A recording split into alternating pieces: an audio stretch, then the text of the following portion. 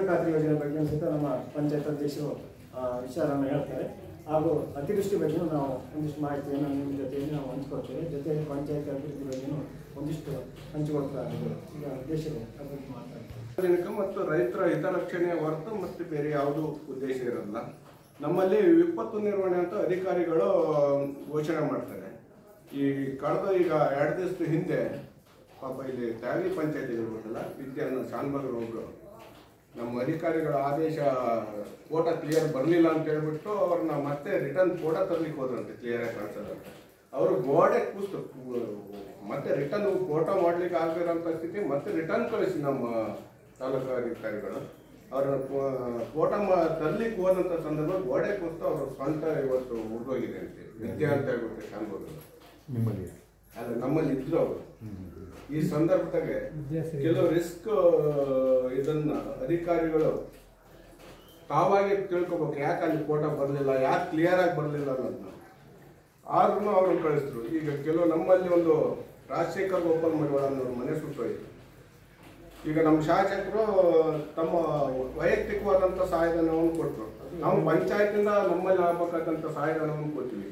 ನಮ್ಮ ವಿಪತ್ತು ನಿರ್ವಹಣೆಯಲ್ಲಿ ಬರೋಂಥ ಅಧಿಕಾರಿಗಳು ಪರಿಶೀಲನೆ ಮಾಡ್ಕೊಂಡು ಹೋಗ್ತಾರೆ ಬಿಟ್ಟರೆ ಅವ್ರಿಗೆ ಏನು ಸಹಾಯಧನ ಕೊಡಬೇಕು ಅನ್ನೋದಿದ್ರೆ ಇದನ್ನು ಮಾಡ್ತಾ ಇಲ್ಲ, ಸಹಾಯಧನವನ್ನು ಮುಡಿಸ್ತಾ ಇಲ್ಲ ಫಲಾನುಭವಿಗಳಿಗೆ. ಎರಡನೇದಾಗಿ ಹೇಳ್ಬೇಕು ಅಂತೇಳಾದ್ರೆ ವಿಪತ್ತು ನಿರ್ವಹಣೆ ಅಂತ ಸ್ಥಳೀಯವಾಗಿ ಪಂಚಾಯತಲ್ಲಿ ಏನು ನಡೀತೈತಿ, ಪಂಚಾಯತಲ್ಲಿ ಏನು ಮಾಡಿದ್ರು ಅಂತ ನಮ್ಮ ಅಧಿಕಾರಿಗಳು ನಮ್ಮನ್ನು ಪ್ರಶ್ನೆ ಮಾಡ್ತಾರೆ. ನಾವೇನು ಕೊಡ್ಲಿಕ್ಕೆ ಆಗ್ತೈತಿ ವಿಪತ್ತು ನಿರ್ವಹಣೆಯಲ್ಲಿ, ನಾವೇನು ಕೊಡ್ಲಿಕ್ಕೆ ಆಗ್ತೈತಿ ಅನ್ನೋದು ಅವರು ಮನವರಿಕೆ ಮಾಡಲ್ಲ. ವಿಪತ್ತು ನಿರ್ವಹಣೆ ಅವ್ರ ಹೆಟ್ಟಲ್ಲೇ ಇಟ್ಕೊಂಡಾಗ ನಾವೇನು ವಿತರಣೆ ಮಾಡಿರ್ತೈತಿ ಅಲ್ರಿ ಬಣ್ಣ.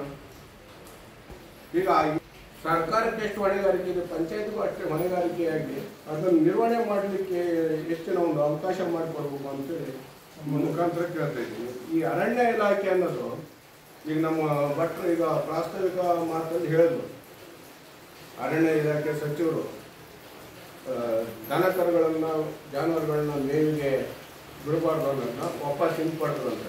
ಅದೇ ಥರ ಅರಣ್ಯ ಇಲಾಖೆ ಮತ್ತು ರೈತರ ಮಧ್ಯೆ ಒಂದು ದೊಡ್ಡ ಗೊಂದಲ ಇದೆ.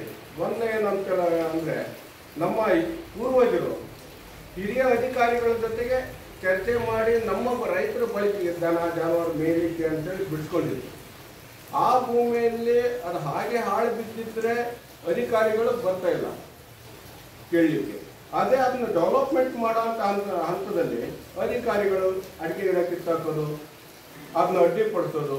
ಪಾಪ ಅವ್ರ ಸಂಘ ಈಗ ಸ್ತ್ರೀ ಶಕ್ತಿ ಸಂಘ ಇಂಥ ಸರ್ಕಾರದ ಸಂಸ್ಥೆ ಮುಂದೆ ಸಾಲದ ಮೊರೆ ಹೋಗಿ ಅದನ್ನು ತಂದು ಇಲ್ಲಿ ಡೆವಲಪ್ಮೆಂಟ್ ಮಾಡುವ ಅಂತೇಳಿ ಇದು ಮಾಡೋಂಥ ಸಂದರ್ಭದಲ್ಲಿ ಈ ಅರಣ್ಯ ಅಧಿಕಾರಿಗಳು ತೊಂದರೆ ಪಡಿಸಿ ಅವ್ರಿಗೆ ಗೊತ್ತಿರಲ್ಲ. ಪಾಪ ಇಲಾಖೆ ಆದೇಶಗಳು ದಿನಕ್ಕೊಂದು ಆದೇಶ ಮಾಡ್ತಾರೆ, ಸಚಿವರ ಗಮನಕ್ಕೆ ಏನು ಬರ್ತದೋ ಬರಲ್ಲ ಗೊತ್ತಿಲ್ಲ. ಈ ಫಾರೆಸ್ಟ್ ಅನ್ನೋದನ್ನ ಅವರು ಗಡಿ ಪ್ಲಾಂಟೇಶನ್ ಅಗಳ ಬೇಲಿ ಇಂಥದ್ದು ಮಾಡ್ಕೊಂಡು ಗಡಿ ಮಾಡ್ಕೊಂಡಿದ್ದಾರೆ. ಆ ಗಡಿ ಮಾಡ್ಕೊಂಡು ರೈತರ ಬಳಕೆ ಬಿಟ್ಟಿರೋದು ರೈತರಿಗೆ ಬಳಕೆ ಮಾಡ್ಲಿಕ್ಕೆ ಅವಕಾಶ ಕೊಡಲಿಲ್ಲ ಅಂತ ಹೇಳಿದ್ರೆ ಈಗ ಅದು ನಾವು ಈಗ ಹೇಳ್ಬೇಕು ಅಂದರೆ ನಮ್ಮ ಬ್ರಿಟಿಷ್ ಕಾಯ್ದೆಯಲ್ಲಿ ನಮ್ಮನ್ನು ಆಳ್ಲಿಕ್ಕೆ ಬಂದಿದ್ರು. ಆ ಆಳ್ಲಿಕ್ಕೆ ಬಂದಂಥವ್ರು ನಮಗೊಂದಿಷ್ಟು ಹಕ್ಕು ಕೊಟ್ಟಿದ್ರು. ಆದರೆ ಇವರು ನಮ್ಮನ್ನ ನಡೆಸಕ್ಕೆ ಬಂದಂಥವ್ರು ನಮ್ಮ ಹಕ್ಕುಗಳನ್ನು ಕಸಿತಾ ಇದ್ದಾರೆ. ಯಾವ್ಯಾವ ರೂಪ ಕಸಿತಾ ಇದ್ದಾರೆ, ಯಾವ್ಯಾವ ರೀತಿ ಆದೇಶಗಳು ಮಾಡ್ತಾರೆ ಅಂತ ಸಚಿವರ ಗಮನಕ್ಕೆ ಇದೆಯಲ್ಲ ಗೊತ್ತಿಲ್ಲ.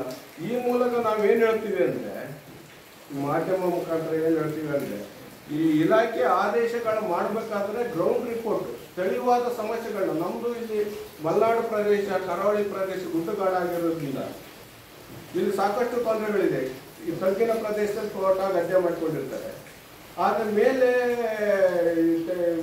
ಅನಿವಾರ್ಯವಾಗಿ ಅವ್ರ ತೋಟ ತಲೆಗೆ ಅವರು ಅತಿಕ್ರಮಣ ಮಾಡಿರೋಂಥದ್ದು ಮನೆ ಕಟ್ಟೋದು ಅನಿವಾರ್ಯ, ಬೆಟ್ಟ ಫಾರೆಸ್ಟ್ ಅಂತ ಮನೆ ಕಟ್ಟೋದು ಅನಿವಾರ್ಯ. ಈ ಡೆವಲಪ್ಮೆಂಟ್ ಮಾಡಲಿಕ್ಕೆ ಅರಣ್ಯ ಸಚಿವರು ಈ ಇಲಾಖೆ ಅಧಿಕಾರಿಗಳಿಗೆ ಸ್ಥಳೀಯವಾದಂಥ ಮಾಹಿತಿಗಳು ತಗೊಂಡು ಅದನ್ನು ಆದೇಶ ಮಾಡಬೇಕಂತ ನಿಮ್ಮ ಕಥೆ ಹೇಳ್ತಾ ಇದ್ದೀನಿ.